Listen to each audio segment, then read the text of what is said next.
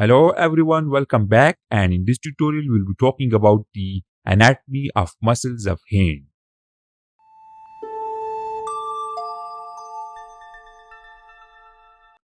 So this is an anatomical model showing the muscles of the hand, and it looks like a complex mixture of different muscles, but it isn't going to be that much hard to explain, and we are going to explain it in a very simple and organized manner. So the muscles of the hand can be described as either extrinsic or intrinsic muscles. So the extrinsic muscles are those that originate outside of the hand, primarily in the forearm, and insert within the hand through long tendons. While the intrinsic muscles, which are also called as the small muscles of the hand, are those that both originate and insert within the hand.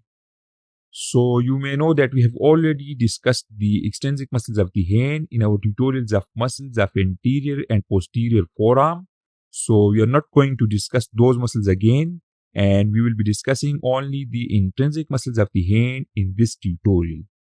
So these extrinsic and intrinsic muscles of the hand are organized into 5 osseofacial compartments within the hand.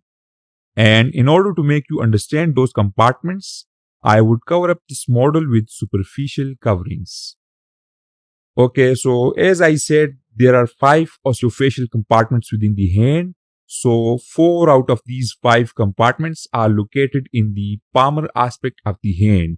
And those 4 compartments are the Thenar Compartment, the Hypothenar Compartment, the central or mid-palmar compartment, and the Interosseous Compartment. And the 5th compartment is located in the dorsum of the hand, so I have turned the model to the dorsal view of the hand. And all this area covers up the dorsal or extensor compartment, which is the 5th osseofacial compartment within the hand. So before starting discussing these compartments, you need to know that we will not be discussing the nerve supply of each of these compartments individually.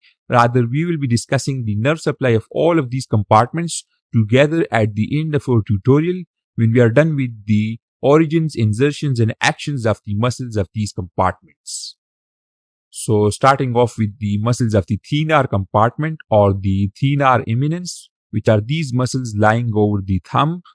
So let me isolate these muscles. Okay, so this compartment is comprised of these 4 muscles, and these muscles are actually the intrinsic muscles of the hand, because these muscles both originate and insert within the hand. So if I name these muscles, so this muscle is the adductor pollicis brevis muscle, while this one adjacent to the first muscle is the flexor pollicis brevis muscle. And the third muscle lies deep to these 2 muscles, so I will remove these 2 muscles so that you can see the third muscle. Okay, so I have removed the first 2 muscles, and now you can see the third muscle, which is this muscle called the opponens pollicis muscle. And the fourth and the last muscle of this compartment is this muscle, which is called the adductor pollicis muscle. So these 4 muscles form this compartment, and out of these 4 muscles, the first 3 muscles form the thenar eminence, which is that fleshy mound formed at the base of the thumb. So now we will move towards the origins, insertions, and actions of these 4 muscles. Okay, so the first muscle is the adductor pollicis brevis muscle. So this muscle has got its origin from the tubercles of scaphoid and trapezium bones and the flexor retinaculum of the wrist. And then after origin, it goes laterally to insert onto the base of proximal phalanx of thumb, as you can see. And if we talk about its actions, so this muscle abducts the thumb at the carpometacarpal joint.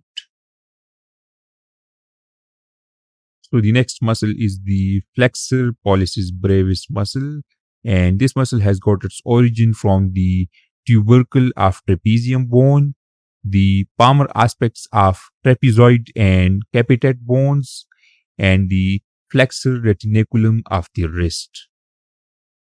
And after origin, it goes laterally to insert onto the proximal phalanx of thumb, just like its fellow muscle, the adductor pollicis brevis. And the action performed by this muscle is the thumb flexion. So this muscle flexes the thumb at the carpometacarpal and metacarpophalangeal joints. And the next muscle of this compartment is the opponens pollicis muscle. So this muscle has got its origin from the tubercle of trapezium bone and the flexor retinaculum of wrist. And after origin, it goes laterally to insert onto the shaft of first metacarpal bone, that is the shaft of metacarpal bone of the thumb. And if we talk about its actions, so this muscle acts together with the opponens digiti minimi muscle of the little finger to perform thumb apposition, which means that this muscle pulls the thumb medially and forward across the palm. And the next muscle is the adductor pollicis muscle, which isn't actually a muscle of the thenar compartment, but it is described here because of its insertion onto the thumb. So this muscle has got two heads of origin, an oblique head and a transverse head of origin. So the oblique head originates from the palmar aspects of second and third metacarpal bones, while the transverse head originates from the palmar aspect of third metacarpal bone. And then these two heads converge to form a single muscle belly, which inserts onto the proximal phalanx of thumb, as you can see. And if we talk about the actions of this muscle, so the two heads of this muscle act together to adduct the thumb at the carpometacarpal joint. Okay, so that covers our discussion of the muscles of the thenar compartment.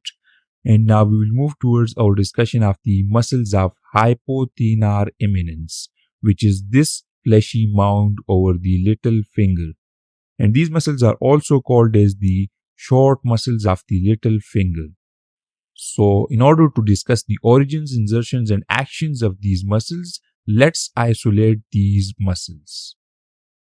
Okay, so these are the muscles of the hypothenar compartment, also called as the short muscles of the little finger. So these muscles are one of the 5 groups of intrinsic muscles within the hand, and these muscles form this eminence called the hypothenar eminence. So the hypothenar compartment is comprised mainly of 3 muscles, but we will discuss a 4th muscle here together with these muscles, that is the palmaris brevis muscle.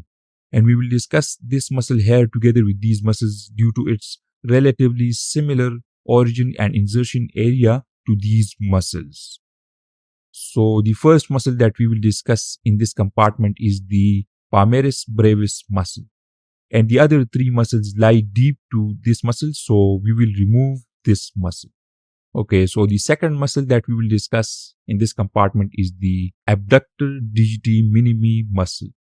And the third muscle that we will discuss in this compartment is the flexor digiti minimi muscle. And the fourth and the last muscle of this compartment is this short muscle called the opponens digiti minimi muscle. So let's discuss these 4 muscles individually. Okay, so the first muscle that we will discuss with the muscles of this compartment is the palmaris brevis muscle. So this muscle has got its origin from the flexor retinaculum of the wrist and the palmar aponeurosis of the hand. And then after origin, the muscle fibers of this muscle go medially to insert onto the skin of the palm. So if we discuss the actions of this muscle, so we can easily learn the actions of this muscle by looking at the insertion of this muscle. So this muscle inserts onto the skin of the palm. So this muscle acts to corrugate the skin of the palm, which means that this muscle acts to contract the skin of the palm into wrinkles or folds. And so with the help of this action, this muscle helps to improve the grip of the palm. Okay, so now the second muscle is the abductor digiti minimi muscle. So this muscle has got its origin from the pisiform bone. And then after origin, the muscle fibers of this muscle go medially to insert onto the base of proximal phalanx of the little finger, as you can see. And if we talk about the actions of this muscle, so this muscle performs a single important action, and that action is the finger abduction. So this muscle abducts the little finger at the metacarpophalangeal joint, which means that this muscle moves the little finger away from the midline. Okay, so now the third muscle is the flexor digiti minimi muscle. So this muscle has got its origin from the flexor retinaculum of the wrist. And then after origin, the muscle fibers of this muscle go medially to insert onto the base of proximal phalanx of little finger, just like its fellow muscle, that is the abductor digiti minimi muscle. So if we discuss the actions of this muscle, so this muscle performs a single important action, and that action is the finger flexion. So this muscle flexes the little finger at the metacarpophalangeal joint. And now the last muscle of this compartment is the opponens digiti minimi muscle, which is this short muscle, and this muscle originates from the flexor retinaculum of the wrist. And this muscle after origin goes medially to insert onto the medial border of the fifth metacarpal bone, as you can see. So if we talk about the actions of this muscle, so this muscle performs a single very important action, and that action is the little finger opposition. So this muscle acts together with the opponens pollicis muscle to pull the little finger laterally and forward across the palm. So that's a very important action, and we need this action during grasping different objects. So little finger opposition is performed together with the thumb opposition to grasp different objects. Okay, so till now we have discussed the thenar and hypothenar compartments of the hand, and now we move towards the central or mid-palmar compartment of the hand. So this compartment consists of two groups of muscles. The first group being the tendons of long extrinsic digital flexors, which we have already discussed in our tutorial of the anterior muscles of forearm. And the second group being the lumbrical muscles, also called as the lumbricals. So in this tutorial, we are focusing on the intrinsic muscles of the hand. So here we will only discuss the lumbricals in the central or mid-palmar compartment of the hand. So the lumbricals are these muscles, which are 4 in number, and these muscles are numbered from lateral to medial. So this lateral muscle being the first lumbrical, while this medial muscle being the last and the fourth lumbrical muscle. So these 4 lumbrical muscles originate from the tendons of flexor digitorum profundus muscle. So let me rotate the model so that you can see the origins of these muscles. Okay, so these are the 4 lumbrical muscles, and these are the tendons of the flexor digitorum profundus muscle from which the lumbrical muscles originate, as you can see. Here one point is important to note, that the first and the second lumbrical muscles originate from the radial side of the tendons, while the third and fourth lumbricals originate from both the radial and ulnar sides of the tendons of flexor digitorum profundus muscle.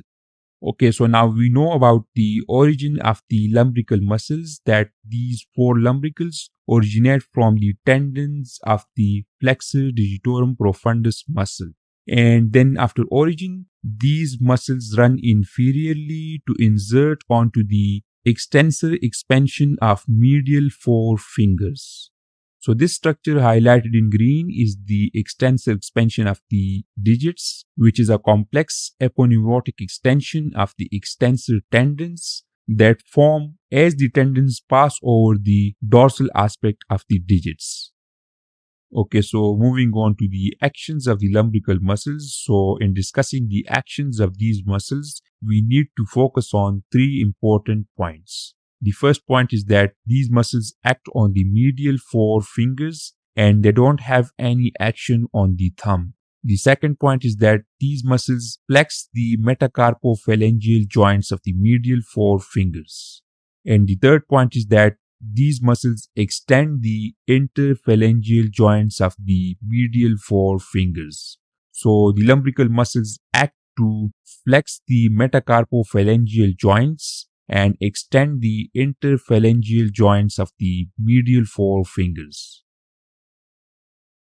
So now we are done with the first three compartments of the hand, and those are the thenar, the hypothenar, and the central or mid-palmar compartments.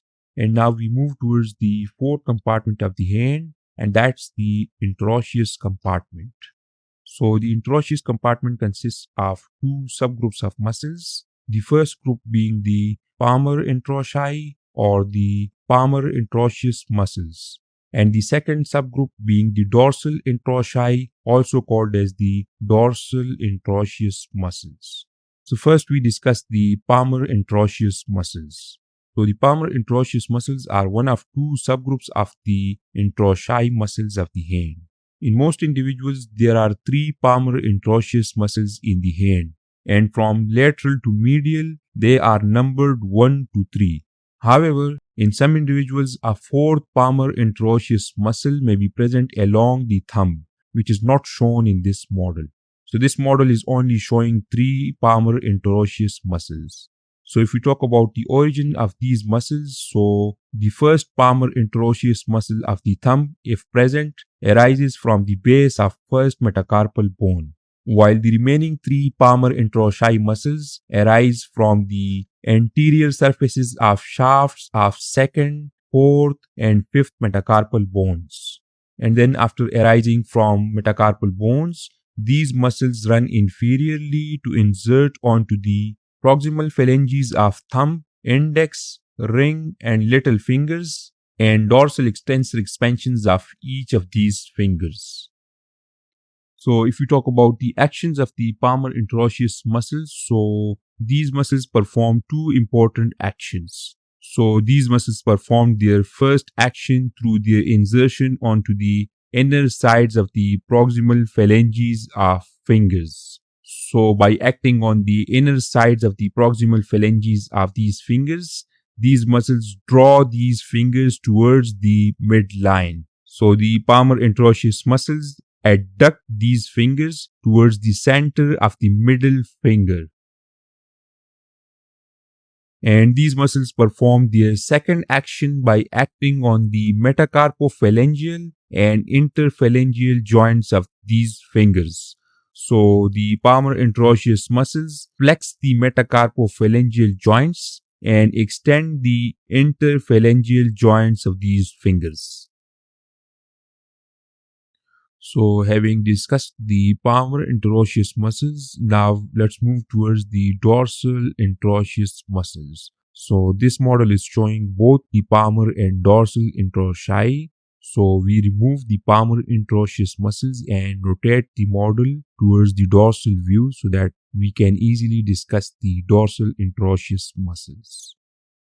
Okay, so the dorsal interosseous muscles are one of the two subgroups of interosseous muscles of the hand, and there are four dorsal interosseous muscles in the hand, and from lateral to medial, they are numbered 1 to 4.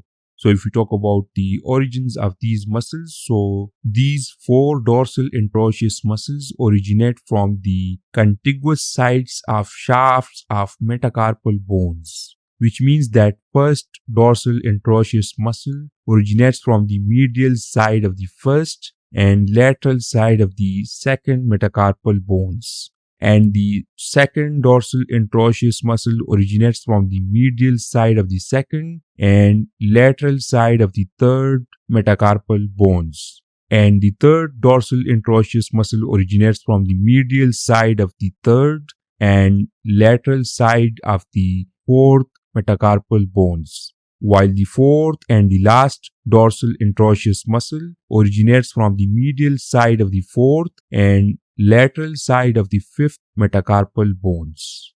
And then these four dorsal interosseous muscles run inferiorly to insert onto the proximal phalanges of index, middle, and ring fingers, and dorsal extensor expansions of each of these fingers.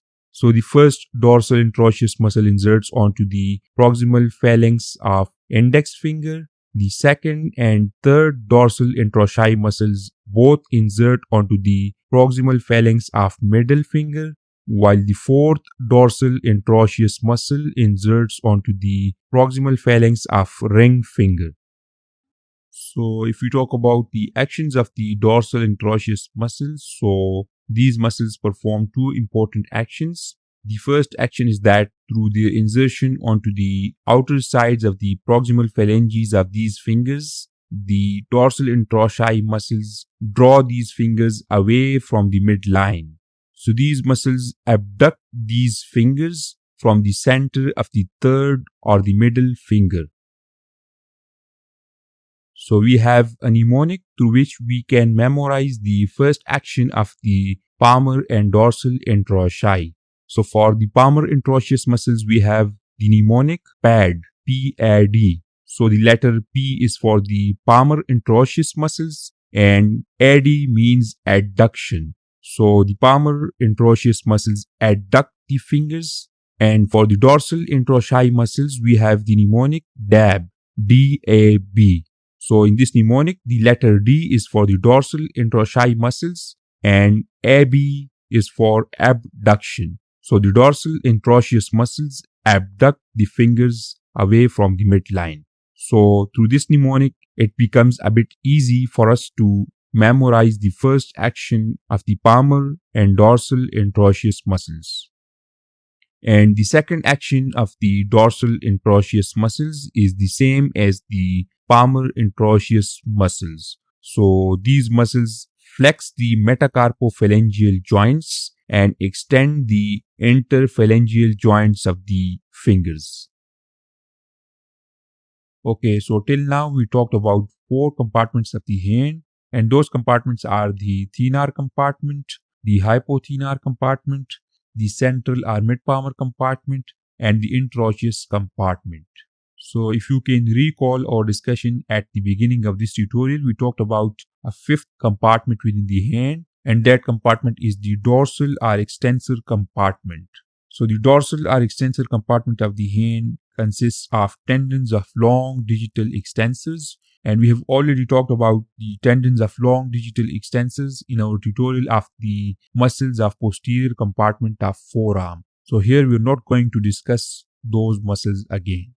So now our discussion of the origins, insertions and actions of the compartments of the hand comes to an end, and now we are left with the nerve supply of these compartments. So the intrinsic muscles of the hand are supplied by 2 main nerves of the upper limb, and those nerves are the median and the ulnar nerves. So here you need to note down one important principle which states that those intrinsic muscles of the hand which are located relatively in the lateral half of the hand are supplied by the median nerve, while those intrinsic muscles of the hand which are located relatively in the medial half of the hand are supplied by the ulnar nerve. And these two nerves, that is the median and the ulnar nerve, supply these muscles through several nerve branches. So the muscles supplied by the median nerve are the short muscles of the thumb or the muscles of the thenar compartment, and the lateral 2 lumbricals, that is the first and the second lumbricals. And other than these, all other intrinsic muscles of the hand are supplied by the ulnar nerve.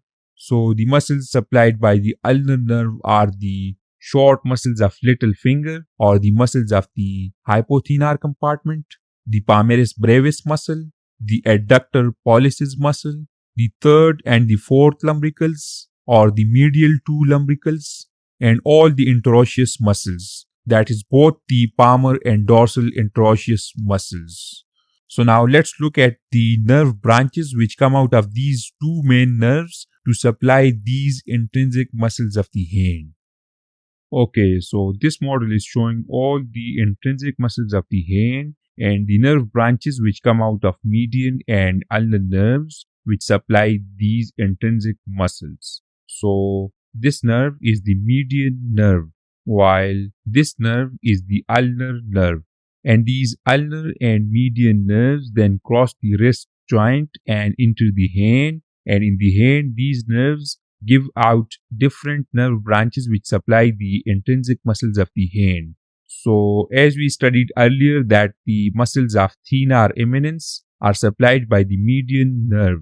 So, the muscles of thenar eminence, which include the abductor pollicis brevis, flexor pollicis brevis, and opponens pollicis muscle. These muscles receive their innervation from the median nerve through this branch, called the recurrent branch of median nerve. And we also studied that the lateral two lumbricals, or the first and second lumbricals, receive their innervation from the median nerve. So the first and second lumbricals receive their innervation from the median nerve through these branches called the common palmar digital branches of median nerve. And as we studied, all other intrinsic muscles of the hand receive their innervation from the ulnar nerve, but through different branches. So the nerve branches of ulnar nerve lie deep to this muscle, which is the palmaris brevis muscle. So let's remove this muscle so that we can see the nerve branches of ulnar nerve. Okay, so we have removed the ulnar nerve and now we can see the nerve branches of ulnar nerve. So this branch is called the superficial branch of ulnar nerve, and this branch supplies the palmaris brevis muscle. So the palmaris brevis muscle receives its nerve supply from the ulnar nerve through this branch called the superficial branch of ulnar nerve, while this branch is called the deep branch of ulnar nerve. And this nerve branch supplies a wide range of intrinsic muscles of the hand, which include the short muscles of little finger, also called the muscles of hypothenar eminence, along with adductor pollicis muscle, the third and fourth lumbricals, and all the palmar and dorsal interosseous muscles of the hand.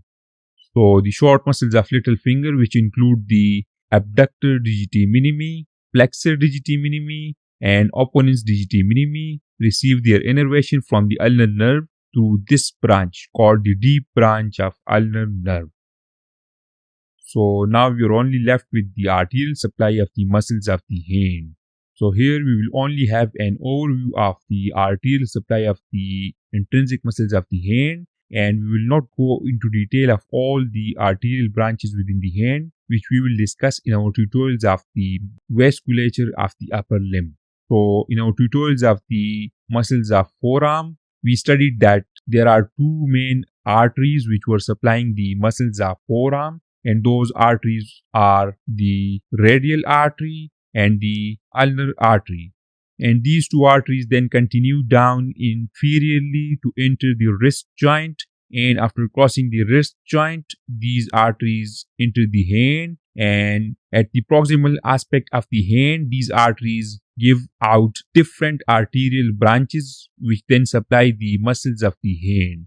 So within the hand, the arterial branches which come out of radial and ulnar arteries form two arterial arches. So one of those two arterial arches is called the superficial palmar arch, while the other one is called the deep palmar arch. So the superficial palmar arch is formed by the ulnar artery, while the deep palmar arch is formed by the radial artery. So this arterial arch is called the superficial palmar arch, which is formed when the ulnar artery enters the hand and it turns laterally to form this arch called the superficial palmar arch. And the superficial palmar arch supplies the muscles of thenar eminence and all the lumbricals, while this arterial arch is called the deep palmar arch, which is formed when the radial artery enters the palmar aspect of the hand and turns medially to form this arch called the deep palmar arch. And the deep palmar arch supplies all the palmar and dorsal interosseous muscles along with adductor pollicis muscle and palmaris brevis muscle. And if we talk about the arterial supply of the muscles of hypothenar eminence, so the muscles of hypothenar eminence are supplied by the ulnar artery through this arterial branch called the deep palmar branch of ulnar artery. So this is a simple overview of the arterial supply of the muscles of the hand, and there are other smaller arterial branches as well which contribute to the arterial supply of the muscles of the hand, but here we will not go into detail of those arterial branches. So that concludes our discussion of the muscles of the hand. So if you have any confusion in what we studied, you can ask me in the comment section. Thank you so much.